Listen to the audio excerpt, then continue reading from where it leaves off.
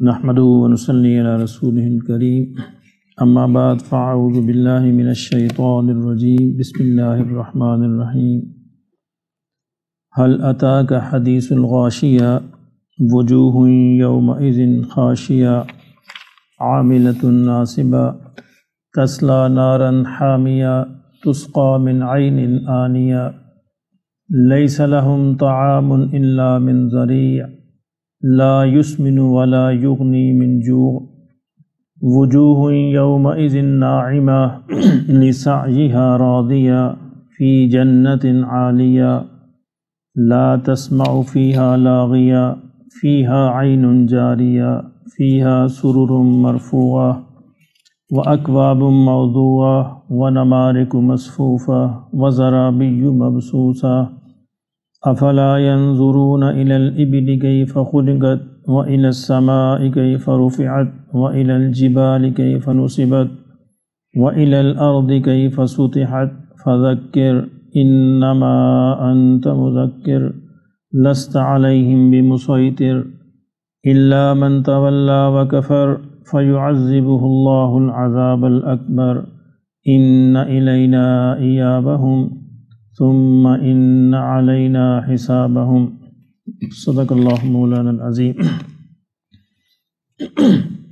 سورہ غاشیہ اس اعتبار سے بڑی اہم سورہ ہے کہ اللہ رب العزت نے قیامت کے جو حالات ہیں اور قیامت کے واقعات اور قیامت کے اندر انسانیت جب دو گروہوں کے اندر تقسیم ہو جائے گی اور ان کے درمیان ان کے ساتھ کیا معاملہ پیش آئے گا، تو اللہ رب العزت نے اس کی تفصیل یہاں پر بیان کی ہے۔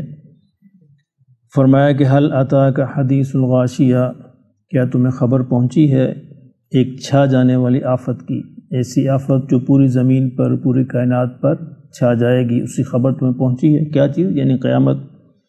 وجوہ یومئذ خاشیہ، اس دن بہت سے چہرے جو ہیں اترے ہوئے ہوں گے، ڈرے ہوئے ہوں گے۔ چہرے انسانوں کی علامت ہے نا، چہروں سے مراد انسانی وجود، ان کو چہرے سے انسانی تاثرات جو ہے، انسان کے خیالات حالات پتہ چل جاتے ہیں، تو یہاں چہرے سے مراد انسان ہیں۔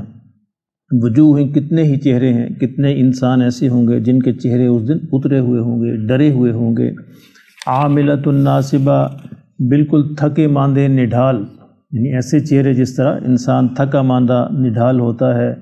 تصلیٰ نارا حامیہ، ان چہروں کو آگ کے اندر جھونک دیا جائے گا، جھونک دیا جائے گا ایک بھڑکتی ہوئی آگ کے اندر۔ تسقیٰ من عین آنیہ، اور وہاں ان کو پانی پلایا جائے گا ایک کھولتے ہوئے چشمے سے، اور کوئی پانی نہیں ہوگا۔ من عین آنیہ، کھولتا ہوا ایک چشمہ ہوگا۔ لیس لہم طعام الا من ضریع، اور وہاں کانٹوں کے علاوہ ان کا کوئی کھانا نہیں ہوگا، ایک کانٹے دار جھاڑی ہوگی جو اس کا کھانا ہوگا۔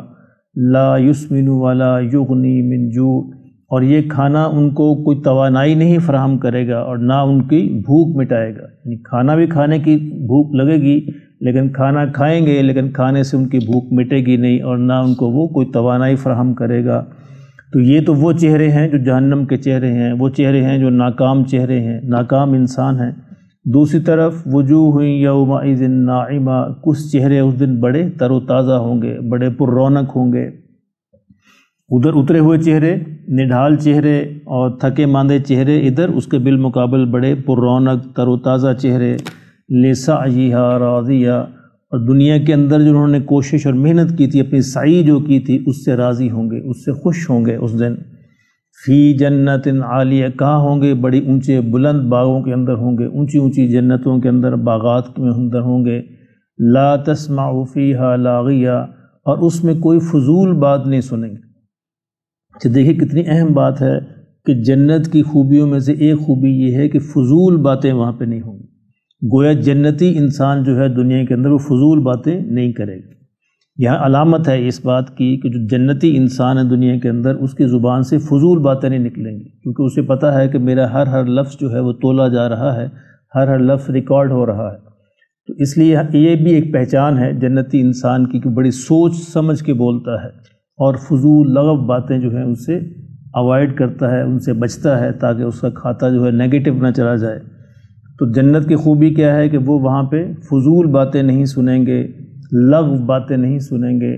فیہا عین جاریہ، اور اس میں چشمے جو ہے وہ جاری ہوں گے، فیہا سرر مرفوعہ، اونچے اونچے تخت وہاں پہ ہوں گے جن پر جنتی لوگ بیٹھیں گے، واکواب موضوعہ، اور جو ہے ساغر جو ہیں، پیمانے جو ہیں، برتن جو ہے ان کے بڑے ترتیب کے ساتھ لگے ہوئے ہوں گے، ونمارق مصفوفہ، اور قالین جو ہے ان کے لیے ان کی صفیں بچھی ہوں گی، وزرابی مبثوثہ، اور جو ہے تکیے جو ہے ان کے لیے بچھے ہوں گے، اس پر وہ ٹیک لگا کر بیٹھیں گے۔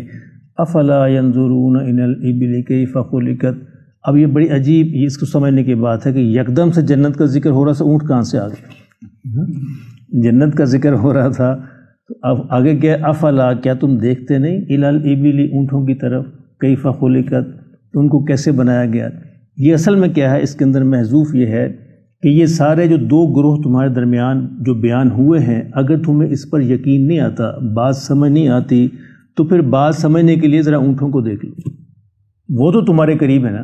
یعنی عرب کے لوگوں کے دو ہی چیزیں تھیں بڑی، ایک اونٹ تھے، ایک پہاڑ تھے، اونٹ تھے، پہاڑ تھے، زمین تھی، آسمان تھے، یہ چار چیزیں تو موجود تھیں نا سب کے پاس۔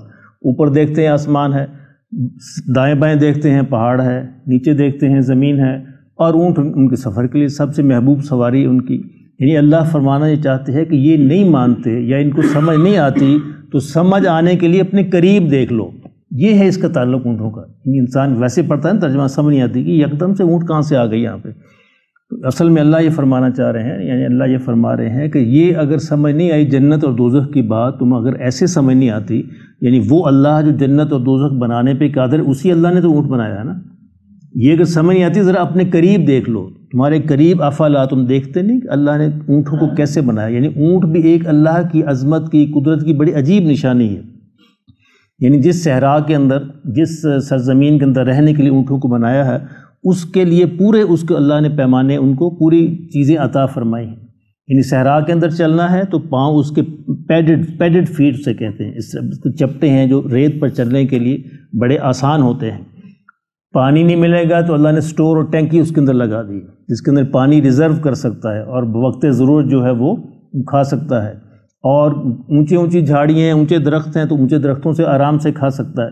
اور پھر اپنے مالک کا اتنا وفادار ہے کہ اگر چھوٹا سا بچہ بھی اس کی نکیل پکڑ کے چل پڑے، اس کے پیچھے جائے گا، کوئی اسے مسئلہ نہیں ہے۔ تو اللہ نے فرمایا کہ ذرا دیکھ لو، اگر تمہیں بات اونچی سمجھ نہیں آتی جنت کی اور دوزخ کی اور مرنے کے بعد کے حالات کی، دوبارہ اٹھنے کی، تو پھر اس خدا کے جس نے یہ جنت دوزخ بنائی ہے، جو قیامت برپا کرے گا، اسی نے یہ اونٹ بنائے ہیں۔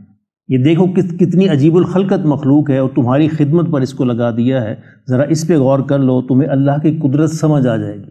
یہ اصل میں اللہ کی قدرت کا بیان ہے کہ اس نے کیسا یہ جانور پیدا کیا، اس کے اندر اللہ نے کیسی عجیب خوبیاں رکھی ہیں۔ اور اگر یہ سمجھ نہیں آتی تو وَإِلَى السَّمَاءِ كَيْفَ رُفِعَتْ، یہ دیکھو اس نے آسمان کیسے بلند کر دیا، بغیر ستونوں کے تمہارے اوپر کھڑے ہو، دن رات تم اس کو دیکھتے ہو، اس کو دیکھ کے بھی سمجھ نہیں آتی۔ وَإِلَى الْجِبَالِ كَيْفَ نُصِبَتْ، تمہارے ارد گرد جو ہے پہاڑ ہیں چاروں طرف، دیکھ لو اللہ نے کیسے نصب کی ہیں، کیسے گاڑ دی ہیں ان کو زمین کے اندر۔ وَإِلَى الْأَرْضِ كَيْفَ سُطِحَتْ، اور زمین کو اس نے تمہارے لیے کیسے مسخر کر دی ہے، کیسے بچھا دی ہے تمہارے لیے۔ اور اگر پھر بھی یہ بات سمجھ نہیں آتی، یعنی جنت کی، دوزخ کی، اونٹوں کی، پہاڑوں کی، زمین کی، یہ پھر بھی سمجھ نہیں آتی، تو پھر نبی صلی اللہ علیہ وسلم کا خطاب ہے کہ آپ پریشان نہ ہوں، فذکر، آپ بس ان کو یاد دہانی کروا دیں، آپ ان کو یاد دہانی کروا دیں، انما انت مذکر، کہ آپ کا کام صرف یاد دہانی کروانا ہے۔ یہ نبی صلی اللہ علیہ وسلم کڑتے تھے نا، اندر سے کڑتے تھے کہ میری بات کیوں نہیں مانتے، میری بات کیوں نہیں سمجھتے۔ اللہ نے فرمایا کہ میں نے جنت بھی بیان کر دی، دوزخ بھی بیان کر دی، اپنی قدرت کی نشانیاں بھی ان کو سمجھا دی، پھر بھی میری قدرت اور طاقت، عزت اور عظمت ان کو سمجھ نہیں آتی، تو آپ پریشان نہ ہوں۔ فذکر، آپ کا کام یاد دہانی کرانا ہے، یاد دہانی آپ سمجھا دیجئے، ان کو سمجھا دیجئے، یاد دہانی کروا دیجئے۔ آپ ایک یاد دہانی کروانے والے ہیں، آپ کی ذمہ داری صرف یہ ہے، آپ منوانا آپ کی ذمہ داری نہیں ہے، نہیں مانتے میں خود ہی پوچھ لوں گا۔ لست علیہم بمسیطر، آپ ان پر کوئی داروغہ نہیں ہے، کوئی دربان نہیں ہے کہ ان کو زبردستی پکڑ کے آپ نے ان کو منوانا ہے۔ آپ بھول جائیں، آپ پریشان نہ ہوں۔ یہ حضور کے لیے تسلی ہے، تسلی کی آیتیں ہیں کہ آپ پریشان نہ ہوں، آپ نہ کوڑیں اس بات پر، آپ نے اپنی ذمہ داری پوری کر دی۔ الا من تولی وکفر، جو منہ موڑے گا اور انکار کرے گا تو کیا ہوگا؟ فیعذبہ اللہ العذاب الاکبر، اسے اللہ بہت بڑا عذاب دے گا۔ تو عذاب دے گا اللہ، ایسا عذاب جو اکبر ہوگا، بڑا ہوگا۔ اللہ پاک ہم محفوظ فرمائے۔ ان الینا ایابہم، ان سب کو میری ہی طرف تو لوٹنا ہے، کہاں جائیں گے، کہاں بھاگ سکتے ہیں؟ ان الینا، بے شک میری ہی طرف ان کا لوٹنا ہے۔ ثم ان علینا حسابہم، اور پھر میرے ذمے ہے ان کا حساب لینا۔ یعنی میں نے جو کائنات بنائی ہے کھیل تماشا نہیں بنائی، ایک مقصد کے لیے بنائی ہے، اور اس مقصد کا حصہ ہے کہ میں ان کا حساب لوں، پھر میرے ذمے ہے ان کا حساب لینا۔ اور جب اللہ حساب لینے پہ آ جائے تو پھر اللہ پاک ہم محفوظ فرمائے۔ اس پہ حضور دعا فرمایا کرتے تھے، اللہم حاسبنا حسابا یسیرا، کہ یا اللہ ہمارا آسان حساب لینا۔ تو یہ اس سورہ کا پیغام جو ہے قیامت کے سارے حالات اور اللہ کی قدرت کی نشانیاں، کہ ان کو دیکھ کر ہمیں اللہ کی عزت اور عظمت اور قدرت اور جنت اور دوزخ کو سمجھ جانا چاہیے کہ جو اللہ اس بات پر قادر ہے، وہ اللہ انسانوں کو دوبارہ اٹھا دینے پر کیوں قادر نہیں۔ پرانی بات ہے، اسی زمانے میں کہ آپ کو سنا دوں۔ ایک دفعہ ہم تبلیغی جماعت کے ساتھ گئے، تو ہمارے جو امیر تھے وہ ڈائریکٹر جنرل تھے لائف سٹاک ڈپارٹمنٹ، پورے پنجاب کے وہ تھے، انچارج تھے، ظاہر ہے ایک پرانے ڈاکٹر تھے۔ تو میں نے ان سے پوچھا کہ آپ کا پی ایچ ڈی بھی تھے اپنے سبجیکٹ میں، تو میں نے پوچھا آپ کا تھیسس کس ٹاپک پہ ہے؟ ان کا جی اونٹ پہ ہے۔ تو میں نے کہا اونٹ کے کیوں؟ ان کے جی قرآن کی آیت کی وجہ سے، کہ افلا ینظرون الی الابل کیف خلقت۔ جب میں نے قرآن کی یہ آیت پڑھی تو چونکا کہ اللہ نے صرف اونٹ کی طرف کیوں کہا کہ ذرا اس کی طرف دیکھو، کیا اس میں عجیب چیز ہے؟ اور تو بے شمار کتنے عجیب چیزیں ہیں۔ تو اس میں تحقیق شروع ہوئی، کرتے کئی برس مجھے لگے، تو میرے کہتے تھیسس کا موضوع یہ ہے کہ اونٹ کا پیشاب کے اندر، باقی نہیں، صرف پیشاب کے اندر اللہ نے کون کون سے خواص رکھ دیے، اور اس کے اندر اللہ نے کینسر کا علاج رکھا ہے۔ اس زمانے میں 15-20 برس ہو گئے کہ میں نے کہتے اپنا تھیسس بھیجا ہے فلاں یونیورسٹی کو امریکہ، تو اس پہ مزید غور ہو رہا ہے کہ اس سے ہم کوئی میڈیسن ڈیولپ کرنے کی کوشش کریں۔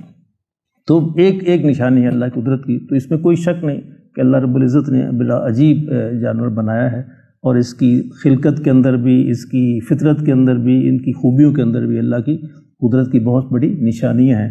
تو اللہ پاک ہمیں اپنی قدرت کی سمجھ نصیب فرمائے، یقین نصیب فرمائے، اور جہنم سے اللہ ہمیں آزادی نصیب فرمائے، اور جنت میں جو یہاں پہ اللہ نے جنت بیان کی ہے، اس جنت سے ہمیں آپس میں مل بیٹھنا، ایک دوسرے کے ساتھ ملنا نصیب فرمائے۔ وما علینا الا البلاغ۔